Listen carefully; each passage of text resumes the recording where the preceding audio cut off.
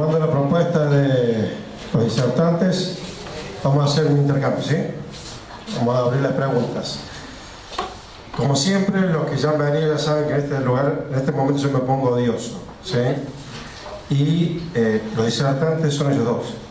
Entonces, las preguntas cortitas, y justamente para aprovechar a dos semejantes disertantes que hoy tenemos.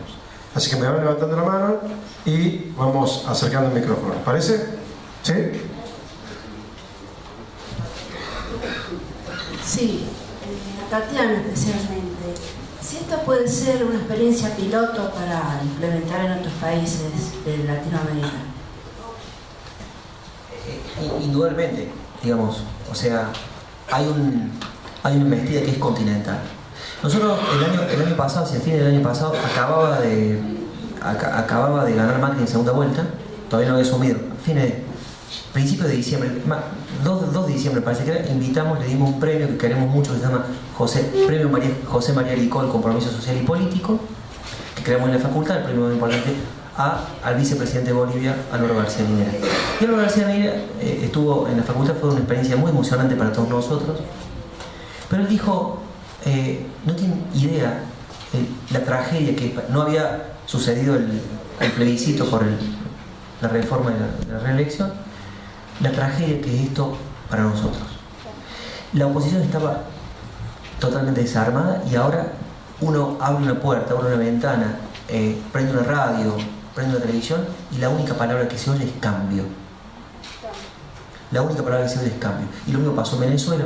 Sí, hay indudablemente un plan, que es un plan continental, porque en definitiva esta idea de disciplinar alguna alternativa, la construcción de un polo de poder que permita, digamos, un socialismo, un capitalismo levemente diferente al extractivismo y al saqueo financiero, eso es indudablemente un plan continental.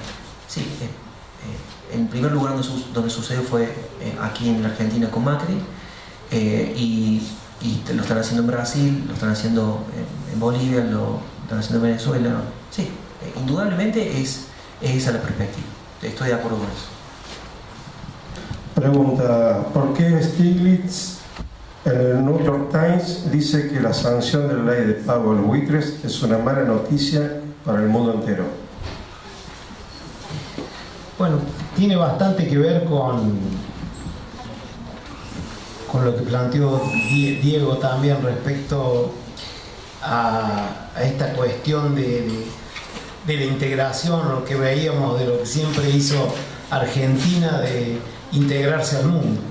Argentina siempre trató de integrarse al mundo, por eso tenemos marcado a fuego nuestras cuestiones geográficas y políticas. Tenemos todo un sistema ferroviario que confluye al puerto, las principales ciudades en las zonas costeras, y esas son distorsiones estructurales que dejó el libre cambio. Entonces, el tema está en lo que plantea, principalmente lo planteó Stiglitz hace mucho, es que el modelo de acumulación financiero está quebrado del 2008 a esta parte. Las economías desarrolladas del mundo no pueden crecer, y si lo hacen a tasas inferiores al 1%. Por eso, integrarse con una economía en crisis, el resultado puede ser Grecia. Grecia ha perdido del 2008 a esta parte 1/3 de su PBI. O sea, en vez de crecer para satisfacer las necesidades de la población nueva, ha decrecido. Entonces, ¿a dónde puede encontrar nichos el sistema financiero para sobrevivir o para mutarse? El primer caso fue Argentina. Antes de Argentina, Brasil. Porque eso, respecto a tu pregunta de lo político, el primer fenómeno en sentido económico se dio en Brasil, cuando Dilma vira tratando de evitar el proceso político, vira y pone un ultraortodoxo monetarista que fue Levy. Y además, porque la reestructuración de la deuda que hace Argentina en el 2005 con el 2010 y después la negociación con firmeza que hace con los acreedores, tal cual el título que le dimos en llamar al documento en junio del 2014, cuando iba a ser el fin del mundo, porque el 30 de junio del 2014 íbamos a entrar en nuestro cuarto default histórico. Era eso, negociar con firmeza, y poníamos algo que decía Kennedy: no hay que tener miedo a negociar, pero no hay que negociar con miedo. Y dentro de este aspecto nos integramos al mundo diciendo: miren, este caso de reestructuración que fue unilateral es único en el mundo. Es lo que en el ámbito jurídico le llaman los leading case, los casos líder. Entonces, esto ha hecho punta y logramos que Naciones Unidas tratara un protocolo de reestructuración de quiebra, de reestructuración de deuda, y una ley de quiebra a nivel internacional. Es decir, que se propusiera por primera vez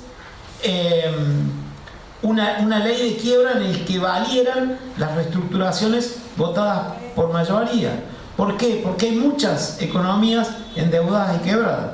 Piensen ustedes que la cuna del liberalismo, el Reino Unido, debe 2 PBI, y que Italia debe más de 2 PBI, y que Estados Unidos tiene estados como el de Detroit, el de Kansas, quebrados, y que tiene una deuda de más del 70% de su PBI, y nosotros reducimos la deuda del 176 del PBI al 44%, y que 2/3 partes de esa deuda está en el sector público. Por eso Stiglitz dice: esto es lo peor que le puede pasar al mundo, es volver a poner al mundo en manos de estos locos con carnet que son los JP Morgan, los Goldman Sachs, los distintos bancos, el Banco Central Europeo, la Bolsa de Londres, que Diego decía elegantemente paraíso fiscal. Son guaridas fiscales. La guarida fiscal más grande del mundo es la Bolsa de Londres. Y después Suiza. ¿O ustedes creen en el romanticismo de los chocolates y los Rolex? Son guaridas de evasores en 2/3 partes, y el tercio restante narcotraficantes, traficantes de blancas, y toda la lacra de la humanidad. Bueno, ahí se resguardan los delincuentes. Pero esto parece... no hay nada que explicar. Este es el mensaje. En esto no hay nada que explicar. Por ahí el terror de Stiglitz. ¿Por qué? Porque el mundo está tratando de generar un nuevo modelo de acumulación, un modelo de acumulación genuina. Y los sectores financieros que han detentado el poder hasta el 2008 no quieren. Esto es lo que vio Stiglitz ya hace bastante años, cuando escribió El malestar de la globalización. Dado de que este es el país normal, esta es la Argentina normal en la historia de sus 210 años, con algunos recreos, quizás el irigoyenismo, obviamente del 45 en adelante con Perón, y ahora con el kirchnerismo, pero después el país normal casi fue el país de la oligarquía y la derecha argentina. El país normal es esto. Con esta, rescatando estas experiencias, las experiencias de Irigoyen, las experiencias de Perón, la experiencia de los 12 años del kirchnerismo, ¿no habrá llegado el momento de plantearse colectivamente, sin pensar en una persona, sin pensar en un partido, en un proyecto a futuro, y plantear una discusión en cuanto a relaciones de poder, un proyecto de poder?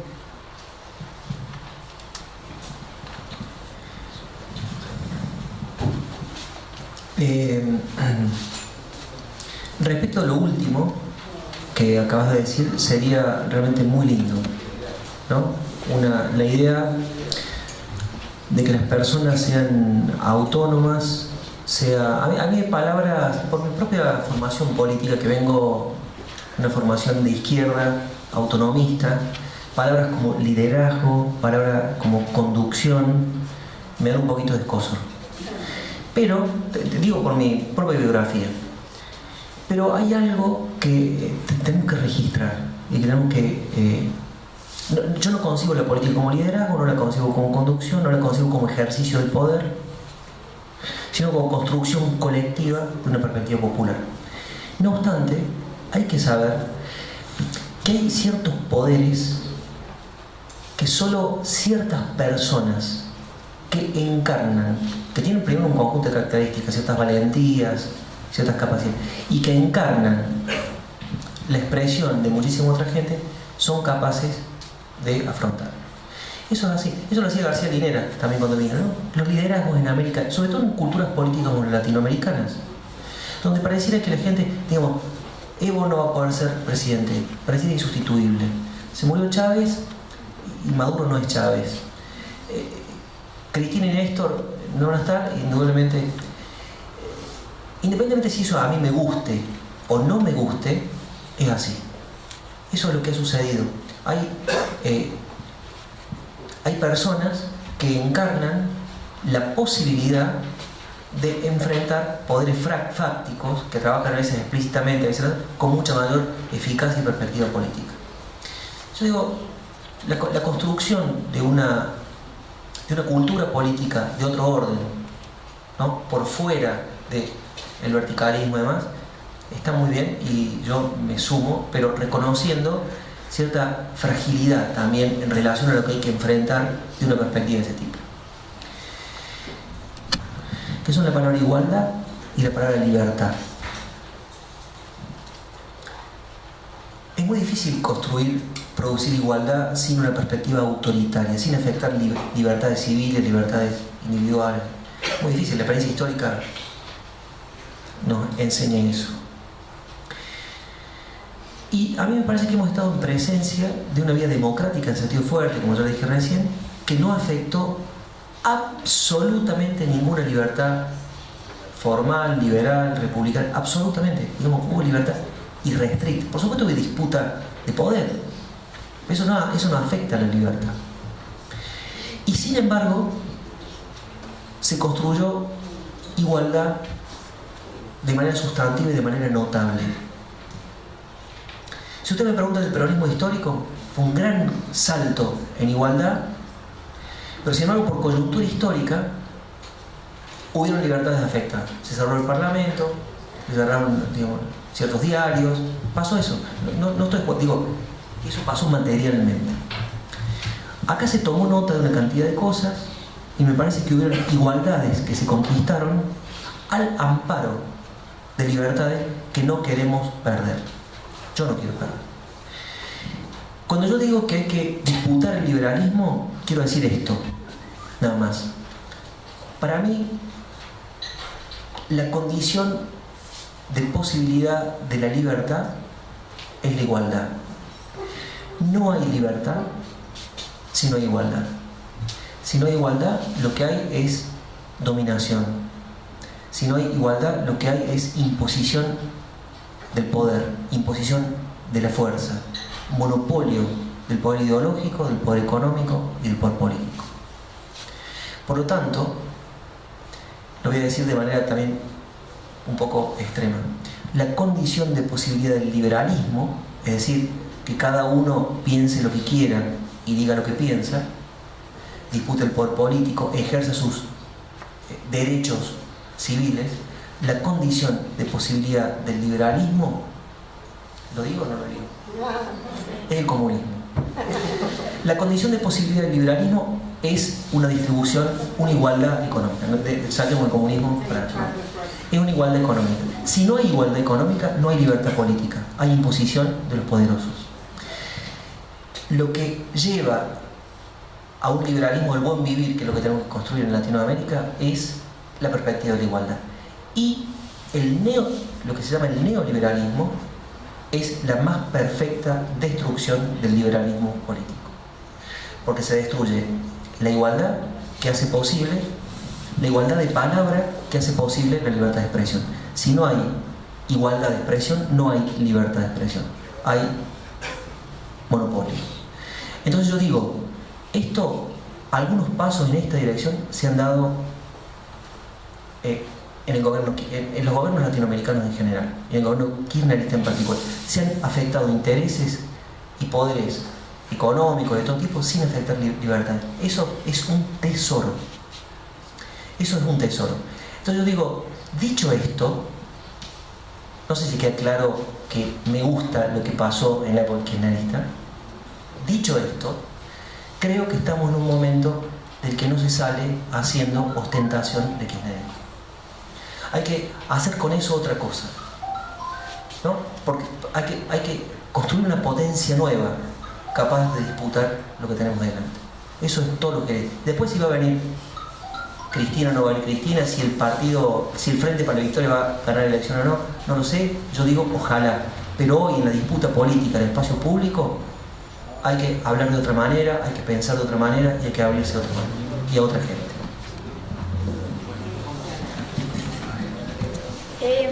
Respecto a tu segunda pregunta, yo veo que si me paro en abril de 2016, están tocando cosas fundamentales como la igualdad, la libertad y derechos como el pan, el alimento, el trabajo. Frente a esas cosas que me motivan y me preocupan, no puedo permanecer indiferente ni esperar quién va a tener la maravillosa idea de convocarme. Yo digo, de esta reunión, que se dijeron cosas tan buenas, deberíamos ya pensar cómo seguimos, qué hacemos, cuándo podemos volver a encontrarnos para poder empezar a dar una respuesta. No vamos a esperar que nos sigan poniendo DNU. Tenemos que empezar a juntarnos, los que más o menos pensamos parecido. Me quisiera llevar alguna idea para mañana.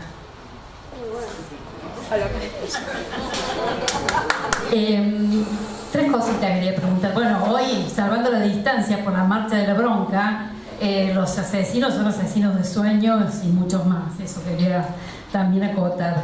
Están desembarcando en muchos lugares puestos políticos. Quería saber, como no tenemos tanta información, cómo están en la Universidad Nacional de Córdoba, cómo se están sintiendo, si hay desempleados, cómo podemos también un poco participar. Y nos está quedando solamente poco de Radio Nacional y Canal 10, no sabemos hasta cuándo. ¿Qué se puede avisorar? ¿Qué avisoran ustedes que son los que están ahí en la Casa de Altos Estudios? Gracias. La última.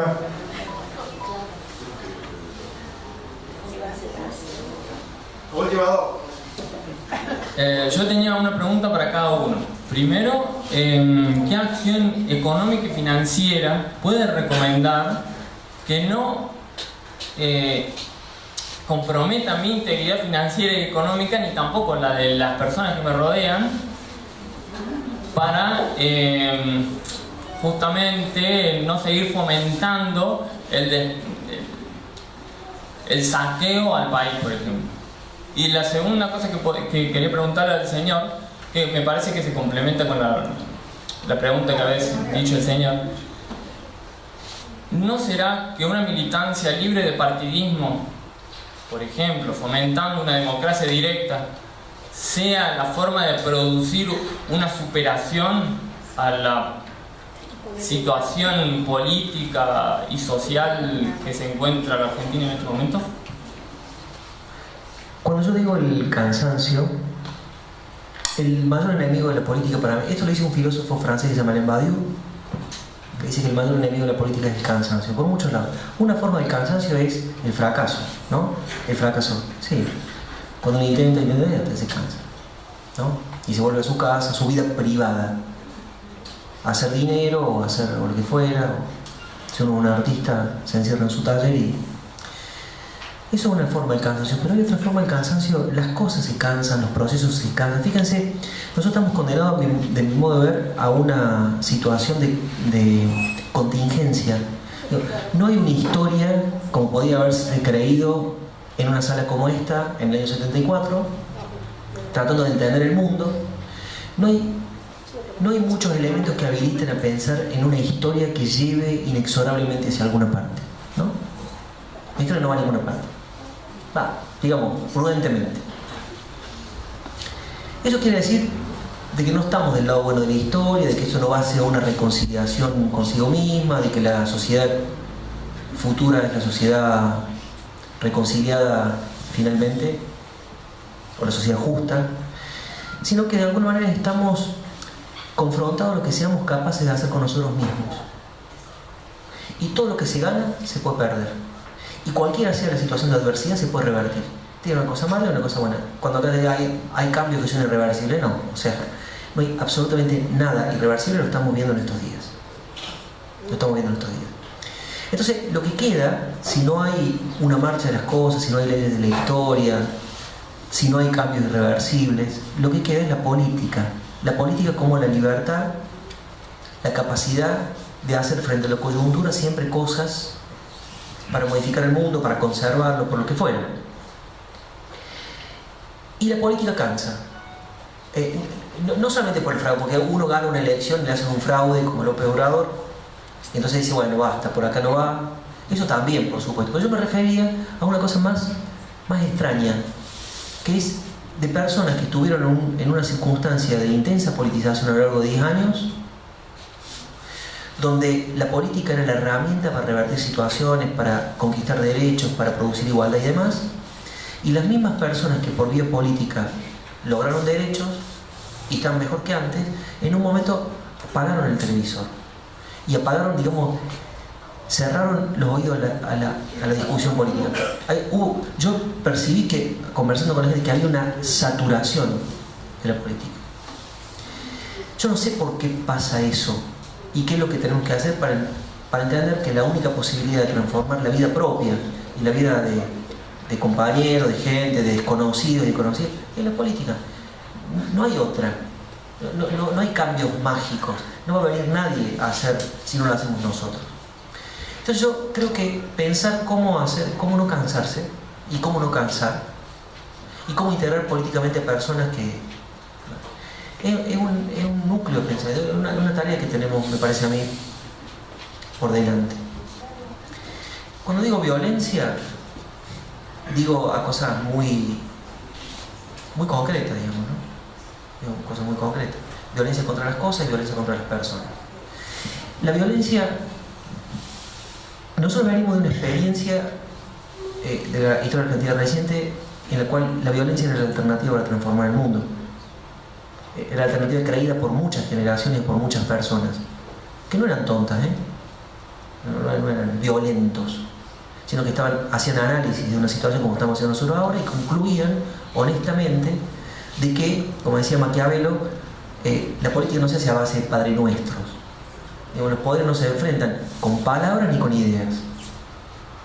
El único límite del poder es el poder. Realismo político. Y la vía era la vía armada. Ha pasado mucho tiempo, entonces me parece que hay una gran enseñanza que hemos tenido, compleja, sería muy largo para hablar. Pero yo creo que la violencia sucede, es parte de la vida. La violencia sucede, ¿no? Si yo salgo a la calle, me pasa una cosa, reacciono con violencia o me ejercen la violencia. Lo que yo creo que no puede suceder, y que esa es la enseñanza política, es la violencia como recurso deliberado, como parte de un programa político. Eso yo creo que tenemos que tener la lucidez, tenemos que tener la memoria de impedir de que eso se reinstale. La violencia puede suceder. Lo que no debiera poder suceder es que la violencia sea parte de un programa político. ¿Se entiende? Ahora, ¿qué pasa con la violencia? Ahora, nosotros yo creo que estamos en un peligro. Siempre la violencia puede suceder y siempre la violencia puede ser un recurso político, deliberado. No estamos a salvo de eso, por más que vengamos de ciertas experiencias. Y creo que hay gente que es muy hábil en crear condiciones para que la violencia suceda y para que la violencia sea incorporada deliberadamente por ciertos grupos para transformar las cosas. Son trampas. En el primer caso, lamentablemente no es una trampa, es un efecto físico. Si va a hacer ciertas cosas, va a provocar violencia. Y nosotros tenemos que ver de qué manera contenemos y tratamos de evitarla. Y tenemos que dar todas las disputas del mundo para que la violencia no sea un horizonte de transformación de las cosas. Que haya una paciencia diferente, que haya una militancia y una práctica política popular que siga vías diferentes. Eso es, en mi opinión. Una última cosa y le doy la palabra a José María, que no sé, ya me olvidé, respecto al capitalismo, ¿no?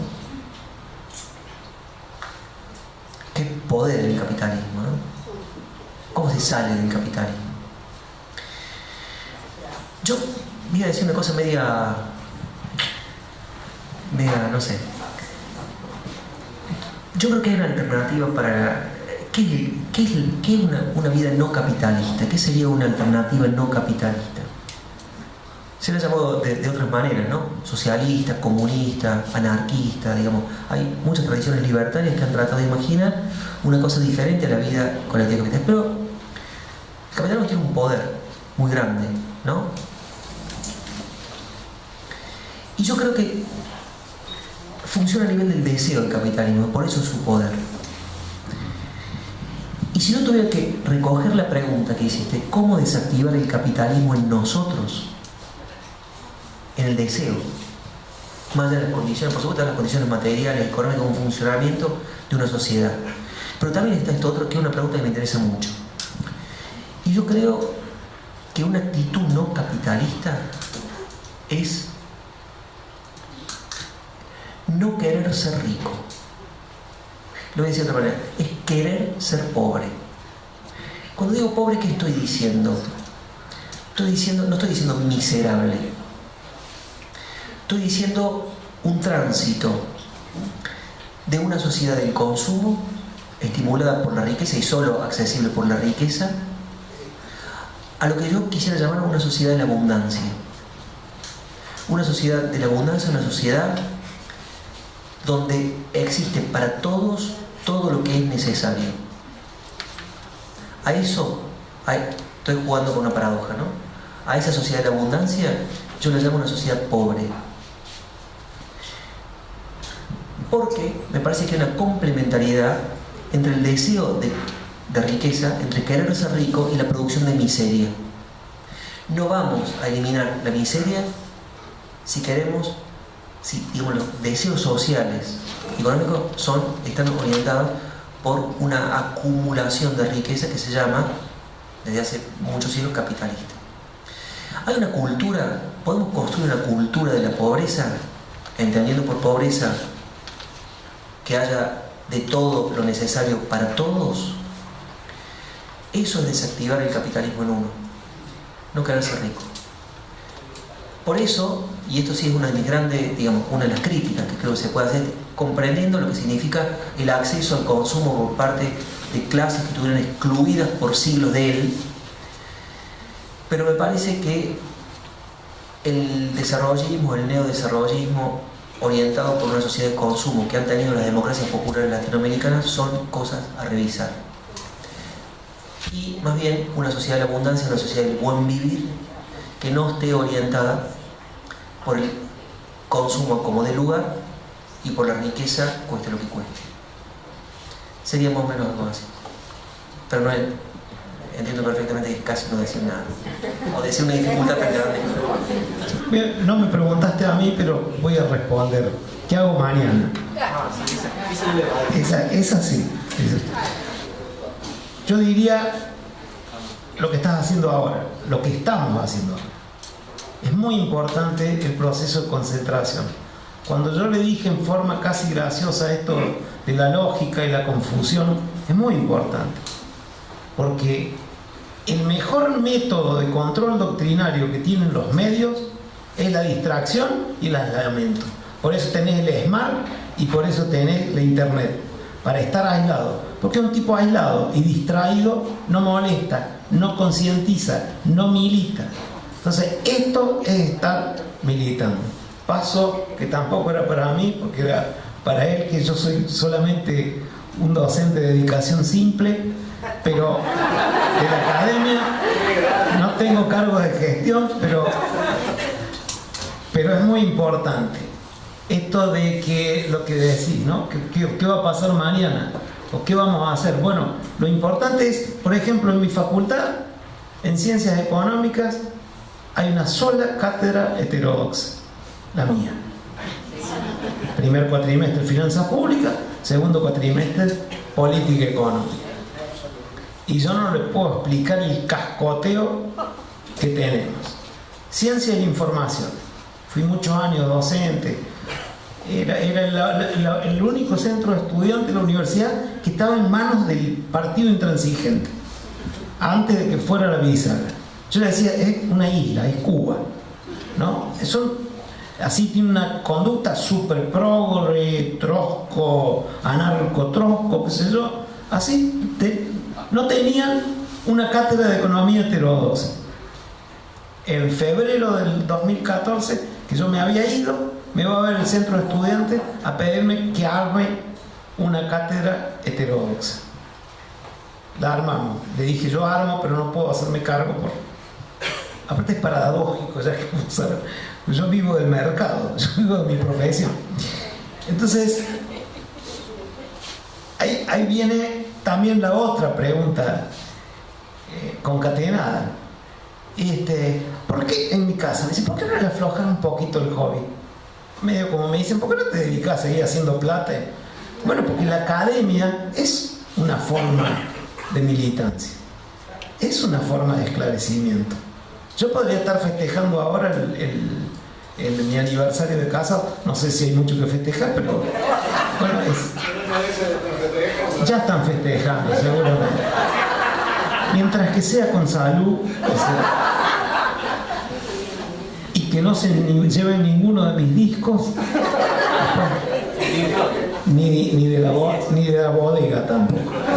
Entonces, esto es importante, ¿no? La actitud. Mañana, que se le dé divulgación, que alguien hable de otra cosa. Y ahora la pregunta tuya, en este esquema financiero, ¿cómo se puede hacer para no hacer daño?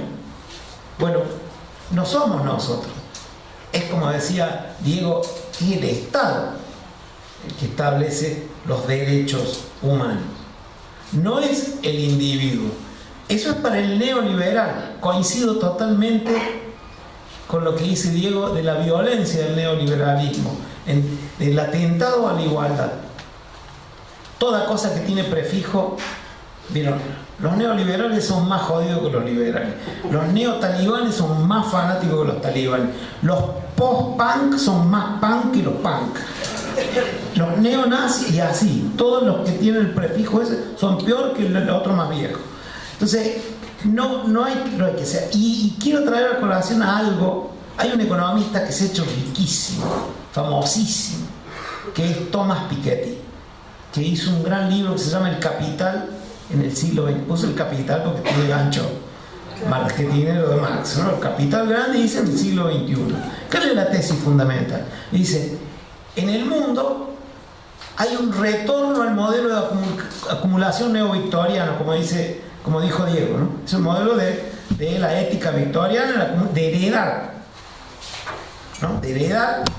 O sea, hay una reinstalación de ese modelo. ¿Por qué? Porque la acumulación crece mucho más rápido que lo que crecen los ingresos.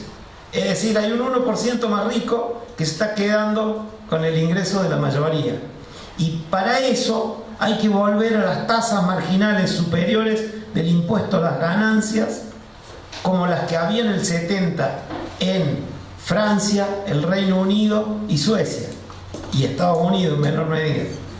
¿Saben cuánto eran las tasas marginales superiores del impuesto a las ganancias? El 95%. No sé si a tu amigo el pelotudo le dijeron de eso. En Suecia, el grupo ABA era el segundo contribuyente más importante en la década del 70. ¿Y saben cuánto pagaban de impuesto a las ganancias? 95% de la tasa. O sea, cantaban chiquitita y el Estado se quedaba con el 95%. Los Beatles en el Reino Unido tributaban una tasa marginal superior al 95%. Por eso George Harrison, envenenado en Revolver, hace Taxman.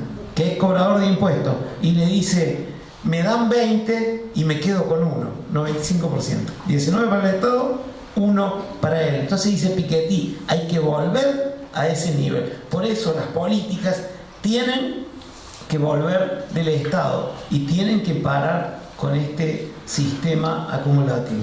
Y otro que nos preguntaron respecto a la violencia, ya que estamos tan musiqueros, los redondos dicen, violencia es mentir. Y eso es lo que hay que tratar de dilucidar.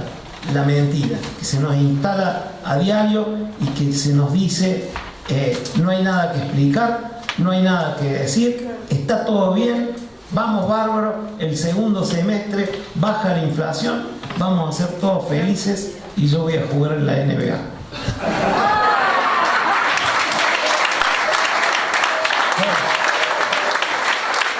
José María, muchísimas gracias. Vamos a terminar la tertulia. Gracias a ustedes por venir. Y les paso un chivo. Les paso un aviso, una invitación para el sábado 9, el sábado que viene, a partir de las 18 horas, hacemos, como ustedes saben, muchos saben, la apertura de talleres culturales, que por cuestiones climáticas no lo vamos a hacer en Moreno como hacemos siempre.